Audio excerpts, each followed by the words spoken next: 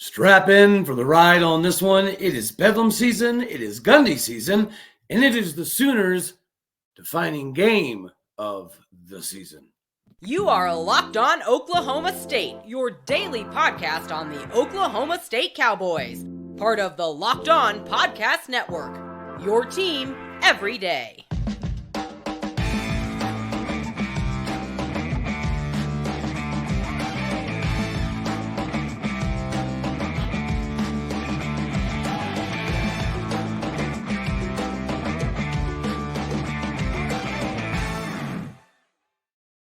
Howdy, y'all, and hello, all. Welcome back to Locked On Oklahoma State, your daily stop for all things cowboy and cowgirl related.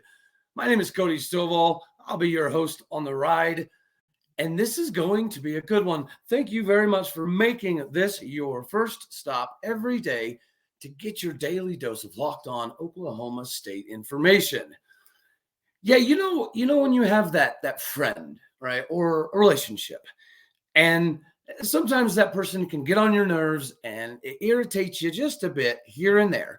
But then you have somebody else that likes to poke some fun at that individual.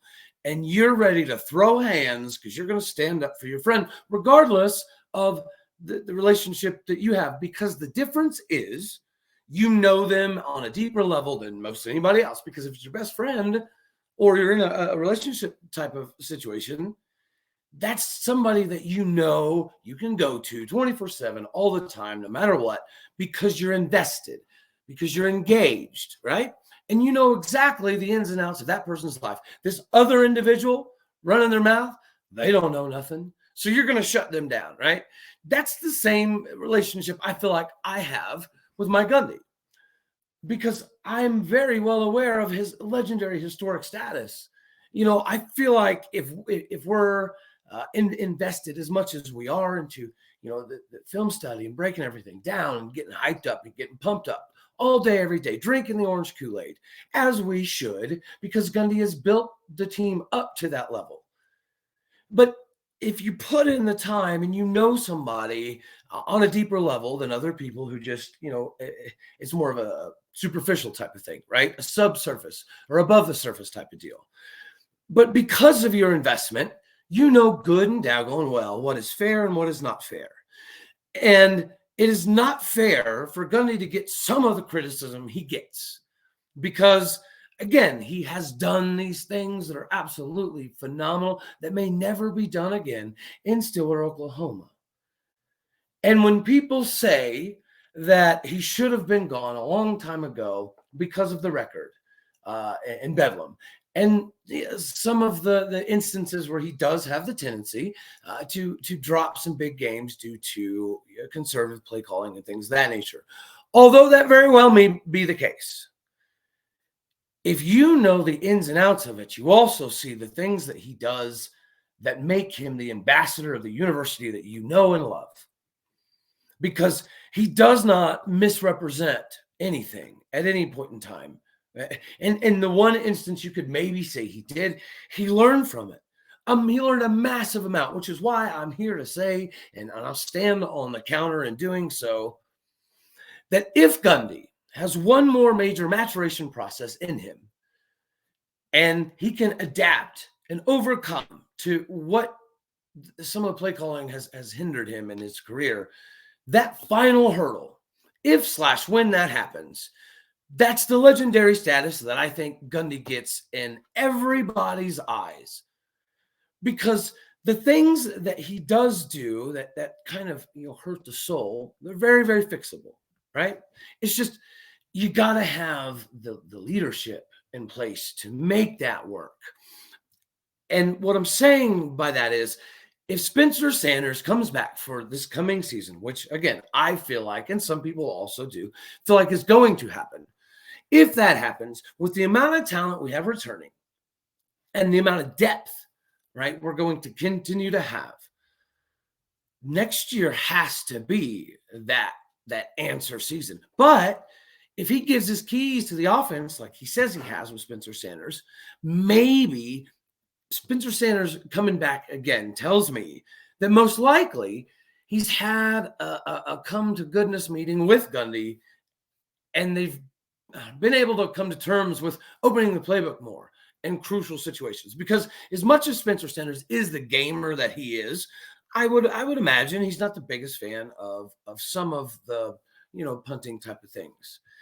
And it tells me if Spencer Sanders comes back next year, it's because him and Gundy have that level of relationship that no matter who is offense coordinator or whatever next season, that this thing will run and roll and rock all day, every day. I would expect us to have at least 3 wide receivers over at least 700 yards apiece next season because we're that good.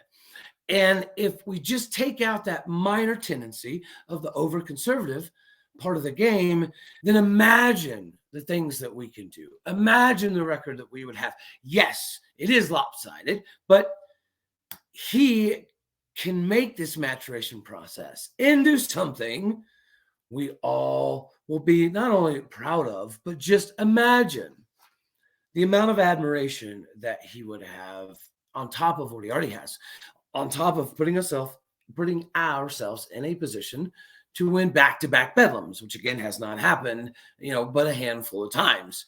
And then again to set himself up to do it 3 times in a row. I think that we're right around the corner from this being a possibility. If Gundy can kind of, do that and lay some of the foundation to everything with Spencer Sanders, regardless of who is as an offense coordinator next year, because I do think Casey Dunn is ready, able, and willing to go do his own thing. So just picture 2011, though, right? 2010 was a pretty good year. And then you have Whedon and Blackman and Randall and everybody coming back for 2011. Like, you could see the writing on the wall that it could be good. And then you take into account that Brandon Whedon basically taught Todd Monken a large portion of the offense. So they had that type of relationship where they could click and go over the headset, rinse, wash, and repeat on a consistent basis. That is going to be the same thing next year with Spencer Sanders and Mike Gundy and this insane level of wide receiver we have right now. And then you factor in all of the youth that is a little bit of a hindrance this year. It's not that next year. And then the biggest thing, in my opinion, is Gundy is so amazing at re-recruiting. Yeah. In this day and age, NIL and all that fun jazz with the transfer market, you have to re-recruit as heavily as you do get out on the streets and recruit. It's a fact, Jack. It is what it is. And Gundy does that really, really, really well. Last year, we lost Tanner McAllister. Big loss, but it's understandable, right? He went with Knowles to help teach the system. That's slightly admirable. I get it. You lose Jared Bernard-Converse. That's a big loss as well. But you can't tell me that Jabbar Muhammad hasn't stepped up in a big way this season, especially lately. And Corey Black, he has times where you see the brilliance. He has times where he gets a little lost. But again, imagine all of this youth next season with Spencer Sanders back and Gundy giving him the keys just a little bit more. Imagine what can happen. It's I'm excited. I cannot wait. The way that we handle this Bedlam, right, it's a big indication, I think, of the launching pad for what's next. Why the recruiting class is so light. Maybe this game is it's a capitalization on recruiting for both teams. This is huge for Gundy. This is huge for OU. This is a must-win almost, because them going to Lubbock at night to end the season in regular season is not ideal, right? You wouldn't wish that upon your own worst enemy unless it's OU or Texas, and sometimes it is. But imagine if Spencer comes back and Gundy does take that little bit more of a leap of the okay, Whedon and Monken, let her fly. Okay, Spencer and Dunn or whoever, let's let it go. If we just do that, if we take the Jacie Hoyt approach, guys, Jacie Hoyt in an interview says we're going to give it hell.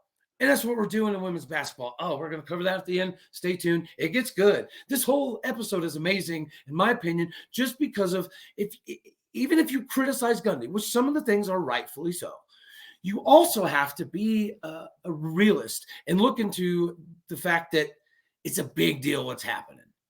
and it has the trajectory to do even more.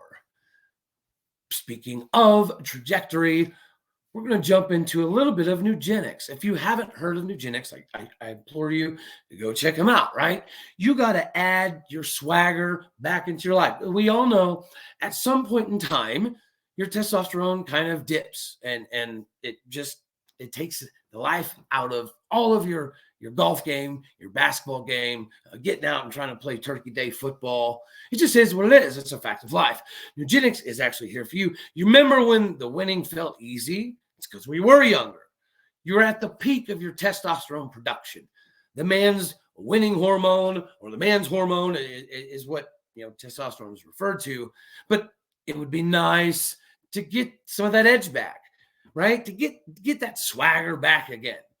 Right now, you get a complimentary bottle of Nugenics Total T if you go to text 231-231 now to get the bottle of Nugenics Thermo with the ingredients to get you in prime time shape yet again. Just go to Nugenics again and text 231-231. Get your Total T back in your life. All right, so yeah, guys, this is a big one for Gundy. That's what I'm saying. It's like, it's not bad though. This is a must win for OU, darn near. Like, it doesn't get any more intense for them, does it? A 5-5 squad that has to get bowl eligible, because if they don't get bowl eligible, what is the conversation in recruiting? It's huge for us. It's huge for them. Which is why, ironically enough, not only is a 5-5 OU squad in Norman, Oklahoma, a pretty big time bedlam. It's not just about the record. It's not just about the wins and losses. It's not just about going to the bowl or making bowl eligibility happen for OUs. So it's not about all of that. It's about the recruiting. You know what our class is right now. It's a little light. There's a lot of reason behind it, one of which being we do have quite a few fifth-year senior options. On top of all this youth, I'm telling you guys, I feel like in my loins, Gundy can turn this daggone corner and have that one more layer of maturation process, because he is a legend and he does get it. He's done way too much positivity and done so much for the program to not just take that one more leap. And if you put it in context again with this 2011 type of season stuff, it makes sense. The pieces fit. Why would Spencer Sanders not come back? Yes, his stock is higher now than it has been at any point in time his career at Oklahoma State. I get that. But again, the same reason why I don't think we're going to have the massive leaps of transfers is because, Gundy is extremely selective in who he targets for a 5-star. We've been burned a few times, but so is everybody else. But this mindset and philosophy of the Cowboy culture and the Cowboy way being, you're not here exclusively for cash dollar bills. Are you going to get paid? Yes, you are, because we're not unintelligent about the NIL era. It's just that we're not going to throw bags of cash at stuff, because it just doesn't make sense, right? Look at Miami. Look at Texas A&M. Look at Texas. Look at OU. And when I say look at Texas, some people still want to do the propping up type of affair, which I don't get with Texas, guys. As an OSU fan, you have to love the fact, again, you throw kudos when they're deserved, and Gundy deserves. The turning around of the Texas series is phenomenal, and it's so much fun. Beating Texas is a lot of fun for no other reason than they're the fan base that I'll just say it like it is. Texas fan base runs their mouth more than any other fan base, other than maybe in Alabama. But Alabama's a little different, because between the Bear Bryant and Nick Saban type of gaps, right? Between all of that, to some degree, you still have to take into consideration that they went through dips where they weren't completely unrealistic. You could argue maybe at the mid to late 90s, OU was slightly realistic, but not exactly. Just like coming into this season, they weren't exactly realistic in Norman. They're never realistic in Austin. Auburn has that difficulty. Miami has the difficulty. Florida's sometimes there, sometimes not. USC might be turning that corner exclusively, but you never know, right? You never really know. But there's some things that you just got to give Gundy that props for. And another one is, if you heard his last interview, he's catching grief right now because some OU fans think that what he says is completely unrealistic. But let's break it down. What a part of what Gundy said is unrealistic? What Gundy said in his interview is that, when he was going through the recruiting process, he was asked if things obviously would be different. What does he think about what life would be like if he would have stuck with his commitment to OU and not gone to OSU? And his explanation originally was that they just had a national championship run with a freshman quarterback. So was he going to be able to jump on the field immediately? No. And obviously he's a competitor as well to some degree. So the competitive side of him, wanted to play immediately. And you can't fault a player for that. But he also said that he was not scared of Boz, but seeing Boz live in person in a game, it freaked him out at first. But once the game gets going, it is what it is. The reason he was a little bit scared of Boz because Boz was on a completely different artificial nutrition plan than he is. That's clearly a shot at the Mark McGuire, Barry Bonds, Jose Canseco type of situation. But it's not untrue. So why is he catching grief? He talked about he was on a recruiting trip and he saw the Boz and just immediately knew he's a massive dude. But it's true. How is that not an accurate assessment? How is that not an accurate statement? How is it not fair for him to say that he didn't necessarily fit in when the starting quarterback who just won a national title is getting fur coats and cars, and that's not really his cup of soup and taters? Right? Like Gundy doesn't need a bunch of fur coats and cars. He has a very, very secure lifestyle as it is right now. So I would say that his path of choice worked out fairly well. And when he also said that if things would have been different and he would have went to OU, there's probably a good assumption that he would be the head coach right now. And he's catching so much crap for that, like he is unrealistic. Again, what part of that statement is not fair? Yes, you could argue the 3-14 thing, but in reverse, the recruiting is going to be different. OU already had that establishment. Why is there a massive differentiation between the overall wins and losses for OU and OSU? It's because of the historical values. It's because OU started putting money in football in 1897. They were hiring coaches to win ball games in 1897, 1902, 1904. We didn't really get into the game even halfway seriously of hiring coaches like 1907. And then it was a large portion of time that we spent all our money on wrestling because at that time, that was a much bigger sport than football. But as football progressed, OU already had the money, the resources, and the ability to do something major. And that's what they did. We did not do that. It took us a long time before we got our foot in the game. So when you catch a lot of crap for the OU lopsided record, to me, it's stupid because all you have to do is point to that exact fact. It doesn't make a lot of sense to catch a lot of grief when OU football was a mainstay for a long time. And we didn't really start investing until really late in the game. Now, again, that is indicative of OSU not really, it's our fault for not getting in the game quick enough. Yes, that's true. But we've been able to reverse 70 years of not really caring a lot and just took it in a vacuum and we shrunk it down. And we've been able to make up a lot of ground in 20, 30 years. So I do give a lot of this to Gundy, right? Think about that time frame. The last 20, 30 years has been this reverse course on taking football far more serious and realizing that it is the driver of finances. OU beat us to the game in that. OU beat us to being the first university by a week. OU beat us to hiring coaches for the first time. OU beat us to implying certain kinds of passing offenses, right? It is what it is. But since Gundy has been there, it's been competitive enough that you cannot say that it hasn't changed. It's just impossible.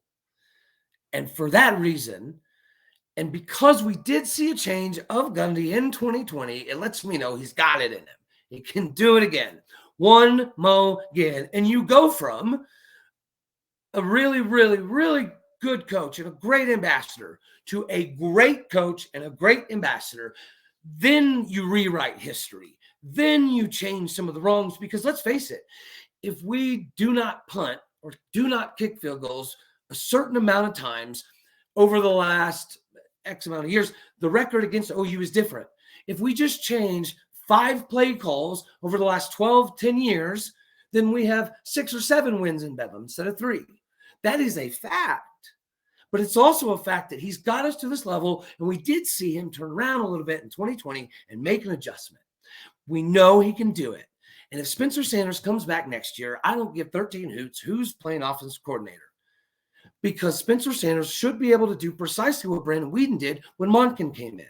And if Gundy gives the keys entirely over and just does the CEO only thing, imagine the possibilities. We have, again, put our fingers on the mountaintop so many times. We just never quite reached over it. Next year, we can reach over it. This year is not a foregone conclusion. This game, Saturday in Norman on ABC primetime, is the launching pad. Imagine if we take care of business. Imagine if we did it in dramatic fashion, but even if we didn't do it dramatically, just take care of business in this season right. Play well in the bowl game. Figure out exactly why this recruiting class is the way that it is. Sorry, words are hard. But if we can do all of that, which we know we can, then we're fine. We're in the driver's seat moving forward, and we know it. All right, let me talk real quick about Bet Online. Bet Online is definitely the number one source for betting information, stats, and all-around info on what you need to maximize your potential profitability in the betting line of things. And also, if you love podcasts, they help you in that area too, right? They've got you covered. Go to Bet Online where the game starts. Do it now. Do a little bit of the research. And again, the fun part about betting for me is there are direct tie-ins to the games. What defense you're going against, and how you're, typically using your offensive weapons against a 4-3 front as opposed to a 3-3-5, yada, yada, yada. That stuff actually does play a big hand in betting. It can. If you apply just, matchups, it can have a massive impact on what you do bet on and what you don't. So to me, it's just something to think about. And before we skedaddle on out of here, got to talk about women's basketball because it is that big of a deal. Guys, please comment. That's one of the biggest ways that we can help grow this thing. Like, share. The engagement has been really good. Let's keep it going. I want to hear your comments always about what is happening. Do you think Gundy has that another turn in maturation processing for him to allow Spencer Sanders and whomever is that offensive coordinator position to explore just a little bit more aggressive? If we have the mindset of what, the Chris Kleiman did at the end of the game, is just put the foot on the gas. Don't punt. At the end, if there's 25 seconds left and you're on the 35-yard line and going into halftime, don't take a knee. Score another touchdown. Put it out of reach. I think if you trust everybody and Spencer Sanders enough, that's exactly what will happen, not only next season, but the remainder of this season. Check out who we have a wide receiver. We're just too good. Stephon Johnson Jr. is a certified stud. So are both of the Green brothers, right? Bryson Green was not an afterthought, but he was like, fourth, fifth guy kind of coming into the season. Blaine Green was obviously, going to be a focal point. We at least hoped. Rashad Owens needs to get a little bit more involved, but this train ride of wide receiver U is, again, it's alive and it's kicking, and we'll see it in Bedlam. They give up a lot of rushing yards. And I guess Dom is a little banged up. So we're going to get what we asked for. I'm going to get what I asked for. Right? I'm not going to put any words in anybody else's mouth.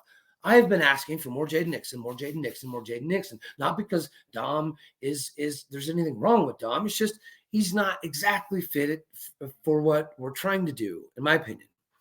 It just, I see the writings on the wall. This is going to be so much fun. Get geared up and reared up and fired up for this Bedlam. It has more implications than just the face value indicates. And again, before we skedaddle, again, I got to talk about women's basketball. It's phenomenal what Jacie Hoyt is building right now. It is absolutely amazing. It's engaging. She's intense, saying things like, I said, give it hell. We're going to go up in the court and we're going to give it hell. And we're putting up over 100 points this early into the season. If you look at the interviews, they are bought in like it's insane. It reminds me of OSU softball, the amount that they are just completely bought in. They've only been together collectively all since June. But for some reason, Jacie Hoyt is able to pull things out of these girls that we haven't seen in a long, long time in Gallagher and women's basketball. I might argue this could be the greatest run in Oklahoma State women's basketball history. Hands down, not even close. This team since June is just, they're so close-knit. What it takes football to build in a few years, possibly, at a lot of places. Jacie Hoyt and women's basketball have been able to put together really, really, really quickly. They care so much. They love each other so much. It is absolutely phenomenal to see. ORU is a pretty good basketball squad, guys. They put up 95 points against OU women's basketball. They put up 85 points against UNLV women's basketball. And we shut them down to 66 points.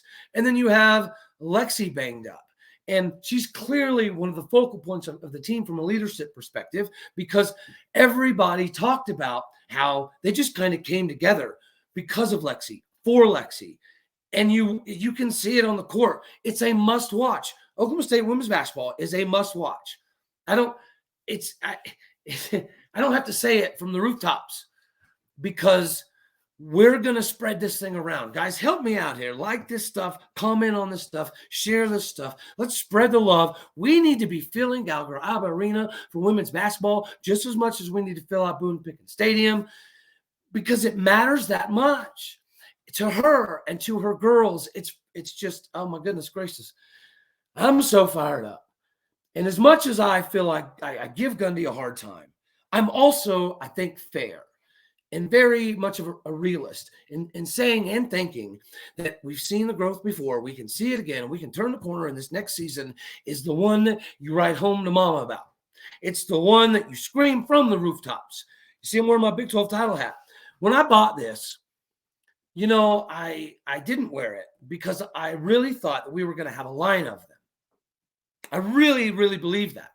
And I still do. If we can fix this one thing, we're going to turn this corner like nobody's business, and we're going to stay here. We're going to stay a 10, 12 win season every single year. Just put the foot on the gas, foot on the gas. And we're going to do amazing things in so many sports. It is a phenomenal time to be a Cowboy or a Cowgirl fan right now. And I am so honored and blessed to be on this ride with you guys, to be able to drive the ship a little bit. So again, let me hear your feedback. What do you want me to cover? What do you think I missed? What do you think maybe I should go a little harder on, go a little lighter on? I'm all about it 24/7, any sport, any day. And I need the engagement because it drives the show. It drives the direction of the show. I want to give what everybody needs on a daily basis. That's what I want to do. And I love every minute of it. And I appreciate everybody's time.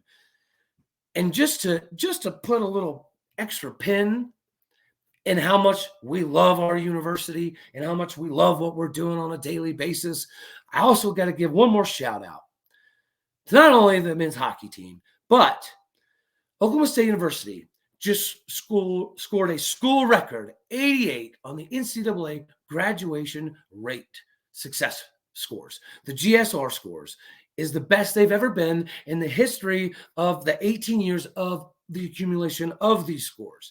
And Cowboy baseball and Cowgirl golf scored a perfect 100 on this graduation rate system. This is a game changer, right? From the academic standpoint, how we get our funding to build everything. It's amazing. Hats off. Congratulations on all fronts. Let's continue to pump this excitement as an O State fan. This is an amazing time to be a Cowboy, to be a Cowgirl. Let's continue to jump all in. Thank you guys very, very much for, again, making this your daily stop for all things Cowboy and Cowgirl related. here on Locked On Oklahoma State. Our show together will continue to get this thing ripping, roaring, and rocking because as Jacie Hoyt said, we're going to give it hell. I love you all. God bless. Go Pokes. See ya on the next one.